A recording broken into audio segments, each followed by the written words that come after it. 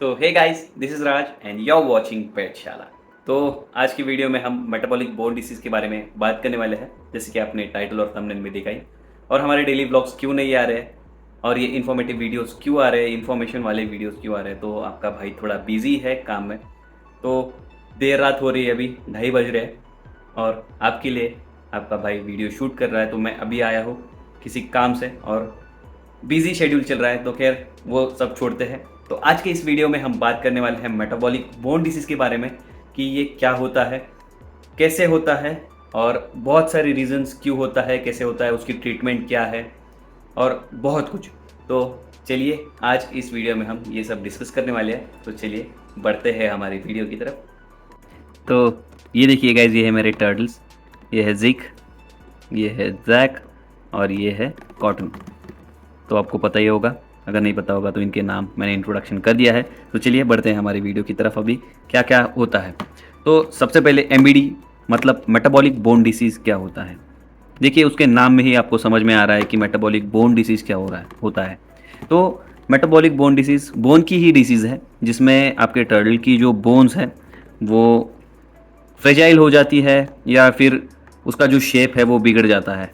तो metabolic bone disease में क्या क्या चीज़ें होती है, टर्टल्स की केस में इनका जो शेल है वो बिगड़ जाता है और उनकी जो बोन्स है वो एकदम कमज़ोर हो जाते हैं। कभी कभी ईजीली वो ब्रेक भी हो जाते हैं। ह्यूमंस में भी वैसे होता है कि मेटाबॉलिक बोन डिसीज़ अगर होता है, जितने भी एनिमल्स हैं, जितने भी रेप्टाइल्स हैं जिनको बोन्स है, उनमें मेटाबॉलिक बोन डिसीज़ ये डिसीज़ जो होता है वो होता है। जनरली टर्टल जो होते हैं वो वाइल्ड में ये नहीं होता है। तो ये क्यों होता है, इसका रीज़न क्या है।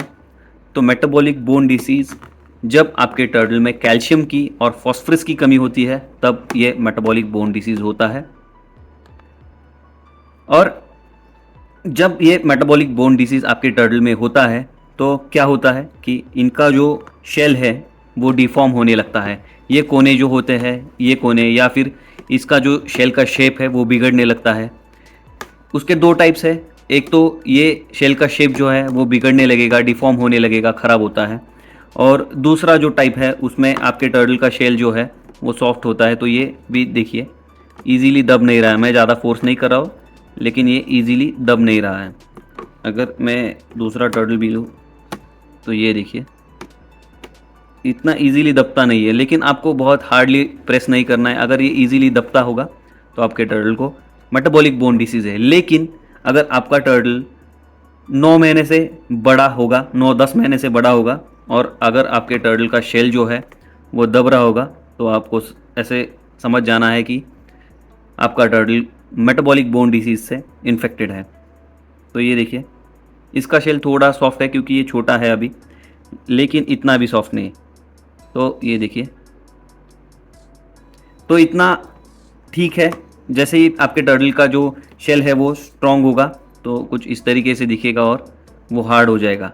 आपको ज़्यादा दबाना नहीं है, नहीं तो आपका टर्टल इंजोर हो जाएगा, क्योंकि इसके नीचे ही नर्व्स भी होती है और इसका पूरा रिब होता है, तो उससे तकलीफ होगी। तो आप ज़्यादा ज़ोर से ना पुश करें। बेबीज़ के केस में आप ज़्यादातर टेंशन ना लें। बहुत ही लेदर जैसे हो गया होगा तो आपको कंसर्न लेना है, आपको टेंशन लेना है। लेकिन अगर बड़ा टर्टल होगा और उसका शेल सॉफ्ट हो रहा होगा और डिफॉर्म हो रहा होगा तो आपको समझ जाना है कि आपके टर्टल को मेटाबॉलिक बोन डिसीज़ हुआ है। तो जैसे मैंने बताया कि मेटाबॉलिक बोन डिसीज़ क्यों होता है, कैल्शियम और फॉस्फोरस की कमी की वजह से। दूसरा एक रीज़न है कि कैल्शियम और फॉस्फोरस की कमी होने के कारण ही नहीं होता है। अगर उनमें आप सनलाइट नहीं दे रहे होगे, यूवी लाइट अगर आप नहीं दे रहे होगे, विटामिन डी उनको यूवी लाइट से मिलता है। जैसे कि आपको पता है कि मॉर्निंग में हम सुबह सुबह धूप में बैठते हैं क्योंकि विटामिन डी मिलता है। तो अगर उनको सनलाइट से विटामिन डी नहीं मिलेगा तो आपके टर्टल को मेटाबॉलिक बोन डिसीज़ होगा। अब ये क्या है, ये विटामिन डी क्या है, यूवी रेजिस क्या है। तो सनलाइट से देखिए, ये कोल्ड ब्लडेड एनिमल्स होते हैं तो इनको सनलाइट की ज़रूरत होती है। यूवी भी उनको बहुत ज़रूरी होता है। यूवी से उनको यूवी रेजिस से उनको बहुत हेल्प मिलती है, विटामिन डी मिलता है, जिससे कि कैल्शियम जो होता है वो ब्रेक डाउन होता है और यूटिलाइज होता है टर्टल्स में। तो अगर कैल्शियम भी आप खिला रहे होंगे और विटामिन डी नहीं होगा तो कैल्शियम जो होता है उसका कोई फ़ायदा नहीं होता है, तो उससे डिफ़ॉर्मिटीज़ आपके टर्टल में आती रहेगी। तो आपको विटामिन डी को बहुत ही इम्पोर्टेंस देना है। और दूसरी केस ये है कि पुअर डाइट इसीलिए जब आप कैल्शियम अच्छा से नहीं खिला रहे होंगे आपके टर्टल को, विटामिन D3 नहीं मिल रहा होगा उसके डाइट से भी, यस जी हाँ, D3 मिलता है। तो डाइट के ऊपर बहुत ही डिटेल में मैंने वीडियो बनाया है, vegetarian, non vegetarian diet, vegetarian diet, calcium supplements के ऊपर मैंने एक वीडियो बहुत ही डिटेल में बनाया है, तो आप वो उसे भी देख सकते हो। तो उसमें सारी डिटेल्स है किस में क्या चीज़ होती है, किस में विटामिन होता है, मिनरल्स होते हैं, कैल्शियम होता है, ये सारी चीज़ें मैंने दिखाई है, बताई है। तो आप उस वीडियो को चेकआउट कीजिए, 3 पार्ट्स में है। तो खैर, पुअर डाइट की वजह से भी आपके टर्टल को जो मेटाबॉलिक बोन डिसीज़ होता है वो होता है। तो मेटाबॉलिक बोन डिसीज़ मैंने जैसे बताया कि कैल्शियम की कमी के वजह से भी हो सकता है, और अगर आप कैल्शियम भी खिला रहे हो लेकिन विटामिन डी नहीं मिल रहा है, जैसे कि यूवी लाइट से, और यूवी लाइट से क्या होता है कि कैल्शियम जो होता है वो एब्जॉर्ब होता है उनके बॉडी में, और वो प्रोसेस होके पूरे बॉडी में फैलता है और उसकी हेल्प होती है विटामिन डी से। तो आपको अच्छा बास्किंग एरिया देना है जिसमें यूवी लाइट हो, और उस यूवी लाइट को आपको हर 6 महीने के बाद आपको चेंज करना है, क्योंकि उसके यूवी रेजेस जो होते हैं वो कम होते हैं। लेकिन मैं रिकमेंड करूँगा आपको बहुत ही प्रॉपर और फ्री ऑफ कॉस्ट एक सर्विस है, सर्विस ही बोल रहा हूँ, सर्विस ही कहूँगा क्योंकि फ्री ऑफ कॉस्ट है, नेचर की सर्विस आपको प्रोवाइड कर रहा है, फ्री एनर्जी है, आपको कुछ स्पेंड नहीं करना है उसके ऊपर, तो आप अच्छे से उसको sunlight they, free of cost है। तो ये वन स्टॉप सोल्यूशन है, वो हीट भी देगा और आपको यूवी रेजेस भी देगा, जिससे कि उसका जो डी विटामिन की जो रिक्वायरमेंट है वो पूरी हो जाएगी, और कैल्शियम जो है वो अच्छे से एब्जॉर्ब होगा जितना भी वो फूड खाएगा। तो जैसे मैंने बताया कि अगर उसमें आपको डायग्नोस कैसे करना है, आपके टर्टल के आगे के पैरों में यहाँ पे सूजन आएगी, या फिर पीछे के पैरों में सूजन आएगी, और शेल जो है वो डिफॉर्म होने लगेगा। यार लग गया, ऑलरेडी लगा है उसमें, नाखून लग गया, तो खैर कोई बात नहीं। डिफॉर्म होने लगेगा, यहाँ से ऊपर उठने लगता है उसका शेल जो है, ये देखिए यहाँ से ये एजेस है वहाँ से ऊपर उठने लगता है, या फिर ये उसकी हाथ पैर जो है वो बाहर निकले हुए लगते हैं, थोड़ा डिफॉर्म लगता है, प्रॉपर उसका बॉडी पोस्चर नहीं दिखता है, और या फिर सॉफ्ट होता है। ये भी मैंने केस बताया कि क्या होता है। तो अगर मेटाबॉलिक बोन डिसीज़ होता है और वो बढ़ता रहता है, तो इनके इंटरनल पार्ट जो होते हैं वो शेल डिफॉर्म होने के वजह से वो दबने लगते हैं। देखिए ज़ाहिर सी बात है कि आपके टर्टल में ग्रोथ तो होगी, लेकिन शेल डिफॉर्म होने की वजह से अंदर का जो पार्ट्स होते हैं वो दबने लगते हैं, क्योंकि शेल ऑलरेडी डिफॉर्म होता है, ऊपर नीचे होता है, उसके ऊपर बहुत सारे बम्प्स होते हैं, अलग अलग जगह से दबा होता है, इसीलिए फिर वो इंटरनल पार्ट जो होते हैं वो दबने लगते हैं, और आपके टर्टल का इंटरनल ऑर्गन्स दबने के कारण उसकी डेथ भी होती है। और एक रीज़न है कि आपका टर्टल जो है वो ज़्यादा मूवमेंट नहीं करेगा, एक जगह पे बैठा रहेगा, वो बहुत ही धीरे धीरे चलेगा, ज़्यादा मूवमेंट नहीं होगी उसके बॉडी में, वो ज़्यादा मूवमेंट भी नहीं करेगा, उसके लेग्स जो है वो भी डिफॉर्म होने लगेंगे, उसके लेग्स में ज़्यादा ताकत नहीं रहेगी, वो चल नहीं पाएगा।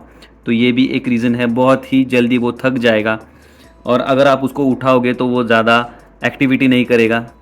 अब जैसे ये भाग रहे हैं वैसे वो नहीं करेगा, चुपचाप वो बैठा रहेगा, क्योंकि उसके बोन्स में ताकत ही नहीं होती है, तो वो कुछ नहीं कर सकता। तो ये भी एक सिम्टम है, आपको समझ जाना है कि आपके टर्टल में जो मेटाबॉलिक बोन डिसीज़ है वो हो चुका है।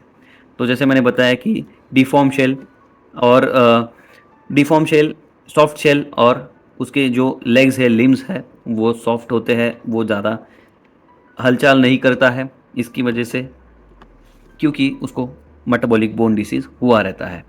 तो जैसे मैंने बताया कि अच्छा डाइट दे और अच्छा सनलाइट दे, यूवी रेजेस दे, जिससे कि आपका टर्टल क्योर हो सके। ये देखिए अभी क्योर मतलब अगर आपके टर्टल का जो शेल है वो डिफॉर्म हो जाएगा तो वो बिल्कुल भी क्योर नहीं होने वाला है, ऐसे नॉर्मल नहीं होने वाला है, जैसे ये नॉर्मल है वैसे नहीं होगा, बिल्कुल भी नहीं होगा। ये देखिए ये है डिफॉर्म शेल, मैं आपको स्क्रीन पे अभी ये फ़ोटो दिखा रहा हूँ, ये है डिफॉर्म शेल और ये है नॉर्मल शेल।